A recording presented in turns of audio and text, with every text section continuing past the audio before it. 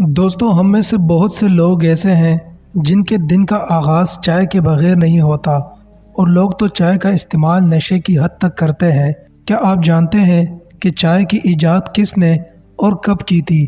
لفظ ایجاد کے پیچھے بہت سخت مطالعہ اور سخت محنت کی جاتی ہے، تب ہی ممکن ہے کہ کوئی نئی چیز تلاش کی جا سکے۔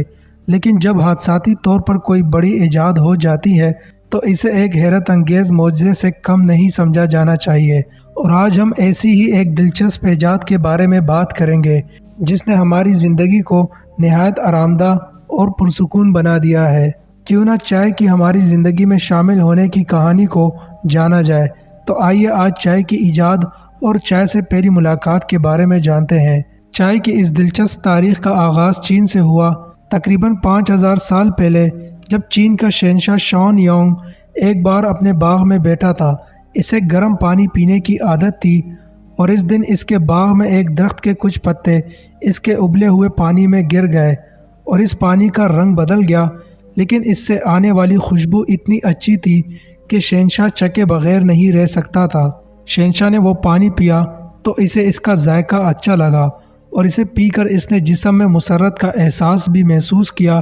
اس وقت چین کے شہنشاہ نے اس انوکھے مشروب کو چا کا نام دیا، جس کا مطلب چینی زبان میں ہے چیک کرنا۔ ایسی صورتحال میں چائے کی دریافت کا سہرا چین کے شہنشاہ شان یونگ کو جاتا ہے۔ 1610 میں ڈچ تاجر چین سے یورپ چائے لے گئے، اور اس کے بعد چائے آہستہ آہستہ دنیا کی مشہور مشروبات میں شامل ہو گئی۔ برصغیر میں 1815 میں کچھ برطانوی سیاحوں نے آسام میں چائے کی جھاڑیوں کو اگتا ہوا دیکھا جو وہاں کے قبائل پیتے تھے۔ اس کے بعد برصغیر کے گورنر جنرل لارڈ بینٹک نے 1834 میں ہندوستان میں چائے کی تیاری کے لیے ایک کمیٹی تشکیل دی، اور 1835 میں آسام میں چائے کی کاشت شروع کر دی گئی۔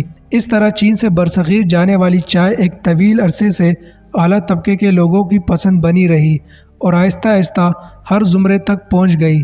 چائے آج پوری دنیا کی پسندیدہ اور مشہور مشروبات میں فخر کے ساتھ شامل ہے۔ مجھے امید ہے کہ آپ نے چائے کی ایجاد کو پسند کیا ہوگا۔ دوستو، اگر یہ ویڈیو آپ کو پسند آئی ہو تو کمنٹ سیکشن میں اپنی رائے کا اظہار ضرور کیجیے۔ اس طرح کی مزید ویڈیوز کے لیے چینل کو سبسکرائب کرنا نہ بھولیں، اور اگر آپ مجھے انسٹاگرام پر فالو کرنا چاہتے ہیں تو میں نے لنک ڈسکرپشن میں دے دیا ہے۔ اپنا بہت سارا خیال رکھیں، دعاؤں میں یاد رکھیں۔ اللہ حافظ۔